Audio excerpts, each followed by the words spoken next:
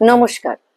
Hand foot mouth এখন খুব common বাচ্চাদের মধ্যে। তো মায়েদের একটা খুব চিন্তা হয়ে যায়, কারণ এটাতে বাইরেও র্যাশ বেরোয়, জ্বরও আসে, আর সবচেয়ে বেশি প্রবলেম হয়ে যায় মুখের ভেতরে যদি র্যাশেস বেরিয়ে যায়, তাহলে খাওয়া দাওয়াটা একটা সমস্যা হয়ে যায়। আর মায়েদের তো চিন্তার কারণ হয়ে যায়, বাচ্চারাও পুষ্টি কম পায়।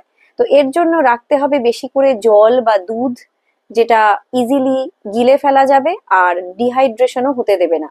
তাছাড়া খাবারের মধ্যে রাখতে পারেন বয়েল করা ম্যাশড আলু, অথবা আপেল বয়েল করা, বা দুধ সাবু বা দুধ ওটস রাখা যেতে পারে।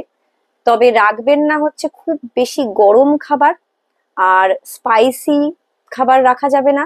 আর সাইট্রাস ফ্রুটস, মানে যেগুলো টক জাতীয় ফল বা যে কোনো টক জাতীয় খাবারও রাখবেন না।